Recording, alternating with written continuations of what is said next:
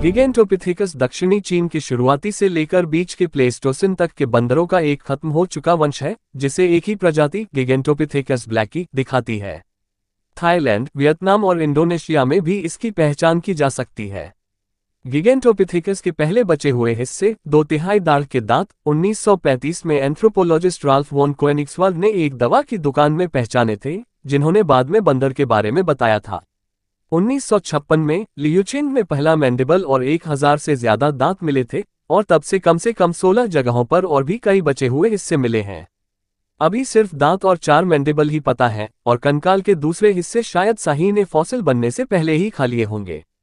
Gigantopithecus को कभी hominin माना जाता था, जो इंसानों की लाइन का सदस्य था, लेकिन अब माना जाता है कि यह ओरांगुटान से बहुत मिलता जुलता है, जिसे सबफैमिली पोंडिने में रखा गया है। गिगेंटोपिथेकस को पारंपरिक रूप से एक बहुत बड़े गोरिल्ला जैसे बंदर के रूप में ठीक किया गया है, जो जिंदा होने पर शायद 200-300 किलोग्राम 440-660 पौंड का होता था, लेकिन बचे हुए हिस्सों की कमी की वजह से कुल साइज का अंदाजा लगाना बहुत मुश्किल है। ये प्रजाति शायद सेक्सुअली डायमॉर्फिक रही होगी, जिसमें नर मादाओं से बहुत बड़े होते थे। इंसाइजर छोटे होते हैं और कैनाइन दांत गाल के दांतों प्रीमोलर और मोलर की तरह काम करते दिखते हैं।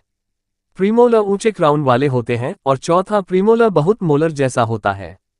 मोलर किसी भी जाने पहचाने बंदर से सबसे बड़े होते हैं और उनकी सतह काफी चपटी होती है। गिगेंटोपिथेकस का इनेमल किसी भी बंदर के मुकाबले सबसे मोटा था, कुछ जगहों पर 6 मिलीमीटर 1/4 इंच तक। हालांकि दांत के साइज को ध्यान में रखने पर यह काफी मोटा ही था। ऐसा लगता है कि गिगेंटोपिथेकस C3 जंगल के पौधों का एक आम शाकाहारी जानवर था, जिसका जबड़ा सख्त रेशेदार पौधों को पीसने, कुचलने और काटने के लिए बना था, और मोटा इनेमल तने, जड़ों और कंद जैसे घिसने वाले कणों वाले खाने को रोकने का काम करता था। कुछ दांतों पर अंजीर परिवार के फलों के निशान हैं, जो शायद खाने के जरूरी हिस्से रहे होंगे। यह ज्यादातर सबट्रॉपिकल से ट्रॉपिकल जंगलों में रहता था और लगभग 300,000 साल पहले खत्म हो गया था, शायद क्लाइमेट चेंज और शायद पुरानी इंसानी गतिविधियों की वजह से पसंदीदा रहने की जगह के पीछे हटने की वजह से।